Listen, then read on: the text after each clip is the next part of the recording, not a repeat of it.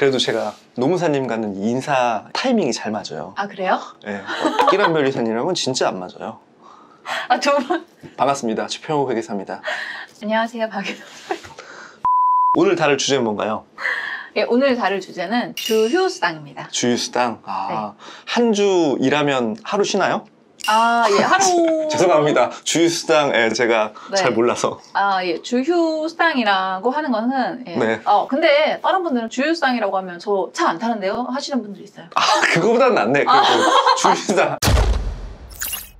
너무 잘 알고 계시는 게 맞아요. 감사합니다. 예. 그러니까 우리가 소정 근로일, 회사와 근로자가 일하기로 한 날을 모두 일을 개근을 했을 때, 네. 그리고 그 일하기로 한 날의 그 시간이 15시간 이상일 때, 그리고 다음 주에 일할 것이 예정이 되어 있을 때, 네. 예. 그러면은 일주일에 하루를 유급으로 쉴 수가 있죠. 그 세 가지 조건인 거예요? 네.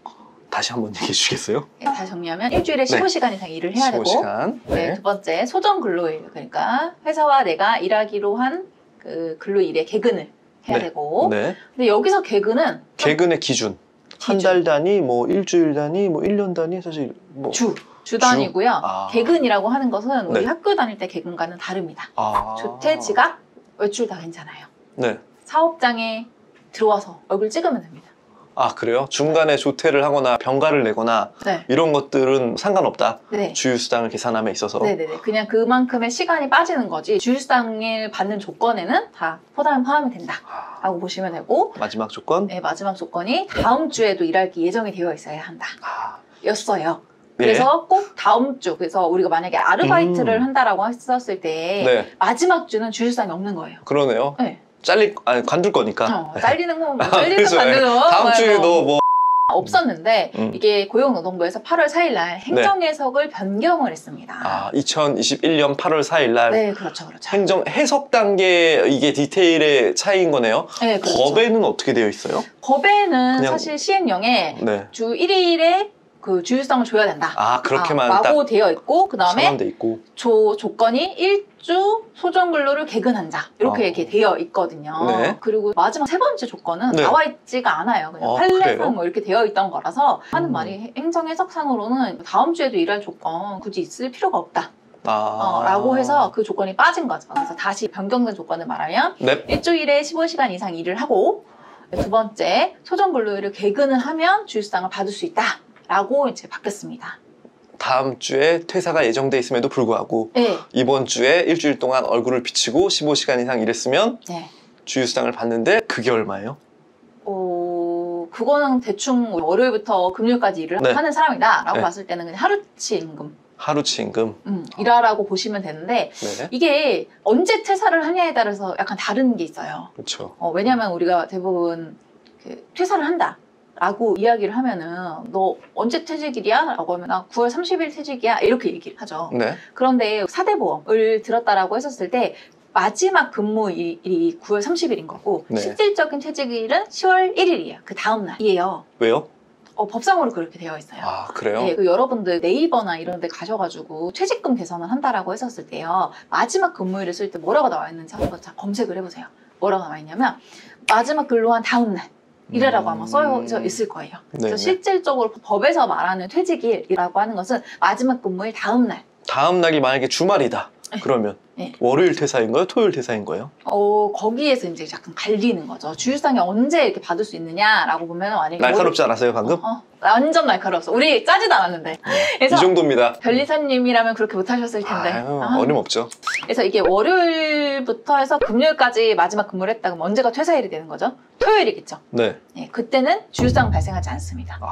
네. 근데 만약에 월요일부터 일요일까지 일을 했잖아요. 네. 그럼 마지막 퇴사일은 그 다음 주 월요일이 되는 거죠. 그렇죠. 예, 그러면은 일주일의 소정근로일을 모두 개근한 게 되니까 이때는 주휴수당이 발생.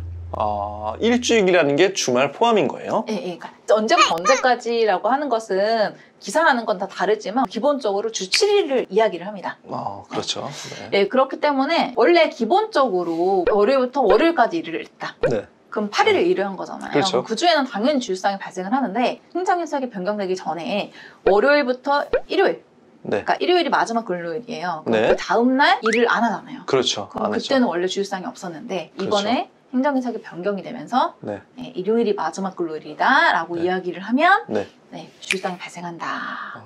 그래서 여기서 가장 중요한 게 뭐다? 사직서에 어떻게 쓰느냐. 사직서에 보통 뭐 금요일 쓰죠, 금요일. 일을 쓰죠. 네. 퇴사일, 본인이 그쵸, 나가는 일을. 그렇죠, 그렇죠. 마지막 근로일을 쓰잖아요. 그렇죠. 네. 그래서 대부분 막 금요일까지만 일을 하니까. 네네. 예. 만약에 추석 전주에 금요일이 9월 17일이니까 네. 9월 17일까지 일한다. 그쵸. 라고 하면 그 주엔 주휴수당이 없는 거죠. 그런데 그 다음 해가지고 19일까지 일한다라고 하면 그 주엔 주휴수당이 있는 거고. 근데 금요일까지 일을 했는데 사직 일을 일요일까지 했다. 할 수 있죠. 내가 그만두는 난 내가 정하는 건데. 근데 토일은 일 안 하잖아요. 그렇게 하면 실질적으로. 네. 그럼 주휴수당 없는 거죠? 있죠. 있다고요? 네. 잠깐 너무 어려운데? 실제로 일 안 했는데 사직서에 일요일로 사직을 했어. 네. 그러면 주휴수당 생기는 거예요? 네. 내가 일요일이라고 적어놨으니까 어찌 되었든 간에 내가 마지막으로 근로하게 된 날이 그날인 거니까 그 다음 날. 주말에 쉬잖아요. 그거는 푹 쉬고 내가 쉬는 건 쉬는 게 아니다. 다음 근로를 위해 예비적으로 지금 잠재적 근로를 하고 있다. 이렇게 해석해야 되는 거예요? 네. 그러니까 근로관계가 언제까지 유지가 되느냐. 관계가 중요하다. 네, 실질적으로 그렇죠. 일을 하고 안 하고를 떠나서. 그렇죠, 그렇죠. 그래서 근로관계 유지로 좀 생각을 하시면 될 것 같아요. 그래서 이게 서로 회사와 근로자분들의 눈치 싸움이 시작이 될 것 같아요. 그래서 제가 얼마 전에 상담 전화를 받았었는데 그분이 하시는 말씀이 나는 주휴수당을 받기 위해서 다음 주 월요일로 이렇게 차지기를 쓰고 싶은데 회사에서는 무조건 금요일로 쓰라고 한다. 그러네. 이렇게 얘기를 하는 거예요. 왜냐면 네. 하루치 임금의 차이가 막 나니까. 그래서 자기 어떻게 해야 되냐라고 이렇게 막 물어보시는데 사실 그만두고 근로관계를 유지하고 사직서를 쓰는 건 누가 쓰는 거죠? 직원이 쓰는 거니까. 직원이 쓰는 거잖아요. 네. 그래서 뭐 직원분 마음대로 하시면 된다. 아, 라고는 말씀을 드렸는데 중요한 거는 그렇게 써서 냈어요. 네. 근데 회사가 이거 수리 안 해줘. 그럼 어때요? 수기 안 해주면 일 더 다니면서 월급을 더 받을 수 있는 거 아니에요? 아니죠. 수기를 안 해줬으니까 그냥 어찌됐건 난 근로관계가 유지되는 거잖아요. 실질적으로 일을 하건 안 하건. 저도 그런 줄 알았는데 민법을 그때는 따른다라고 합니다. 네, 그래서 네. 만약에 내가 냈는데 수리 안 해줘요. 근데 네. 냈어요? 네. 저 냈어요? 그럼 한 달 있다가 근로관계 종료. 수기를 안 해주면 한 달간은 연장이 되는 거네요. 네, 민법에 의해서 연장은 되고 뭐 그렇게 진행된다. 그러면은 그분은 약간 아쉽겠네요. 한 달치 월급을 여기서 더 받을 수는 있으나 원래 가고자 하는 직장에는 바로 또 취업은 못 하시겠네요. 그렇죠. 네, 중간에 뭐 일을 할 수는 있겠지만 어찌됐건 그런데 또 회사 입장에선 굳이 주휴수당 하루 안 주려고 수기 안 해주면 한 달치 월급을 줘야 되잖아요. 그런 회사가 어디 있겠어요? 근데 뭐 사실 그 한 달은 네. 무노동 무임금이잖아요. 일을 안 한 거니까 네. 사직서 내고 안 나갈 수도 있으니까 그 근로자분이 그러면 돈 안 줘도 되니까 뭐 상관없는데 어찌 되었든 간에 이걸로 인해서 큰 분란이 더 일어나지 않을까 그러겠네요. 저는 좀 생각이 듭니다. 예. 출근해서 딴 일은 하겠네요. 이게 약간 노무사님의 컨설팅을 받은 직원이냐 그렇지 않냐에 따라서 그렇죠. 네, 이거 되게 중요한데 이거 네. 여러분들 잘 들으십시오. 이거 네. 스타트업 대표님들 보실 텐데. 대표님 분들은 그냥 이거 다 대표님들 보시는 거니까 우리 그냥 마지막 근로일로 하는 걸로 하자 그렇게 마무리를 그렇게 하시고 아니면은 법적으로 잘 하셔야죠. 사실 네. 뭐 그 부분은 수용해야 되지 않을까. 바뀐 행정 규정에 의하면 네. 사실 다 인정이 되는 부분이고 그걸 알면은 뭐 그들이 의사결정해서 날짜를 이렇게 쓴다는데 네. 막을 수 있는 방법이 없을 것 같은데. 차라리 그냥 하루치 주고 잘 끝내는 그쵸. 게 낫지. 나중에 그거 잘 안 해줘가지고 뭐 묵혀놨던 뭐 시간에 근로수당 꺼내고 뭐 꺼내고 하느니 그냥. 노무사님 궁금한 게 있는데 네. 그러면은 예를 들어 2021년 9월 말일자에 퇴사했다. 네. 그럼 주휴수당은 며칠치를 주는 거예요? 말일에 퇴사를 했다. 기존의 주휴수당을 월급에 어떻게 주고 있었어요? 월급의 대부분은 포함이 되죠. 포함이 되어 있어요? 월급 근로자분들은 네. 대부분 209시간으로 우리가 계산을 하잖아요. 네. 그럼 그 209시간에는 거의 주휴수당 포함이 되어 있습니다. 네. 포함이 되어 있는데 그때 한번 퇴사를 할 때 하루치를 더 줄 거냐 안 줄 거냐의 문제인 거네요?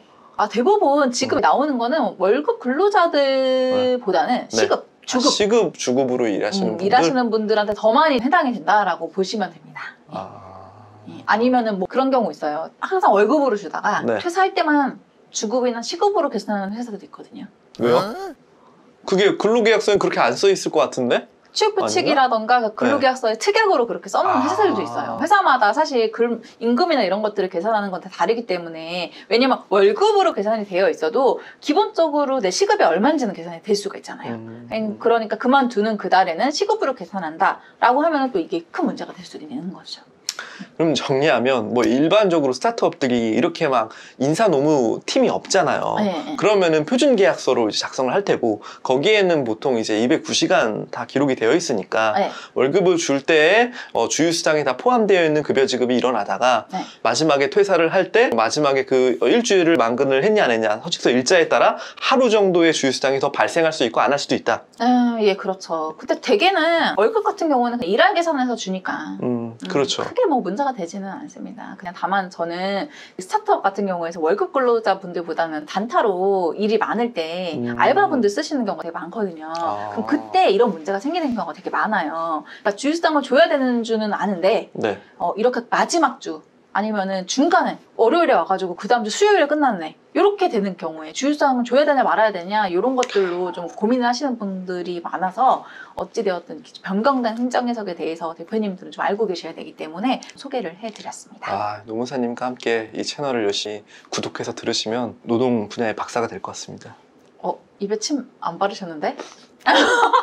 자, 저희는 더욱더 좋은 컨텐츠로 찾아뵙겠습니다. 감사합니다. 감사합니다.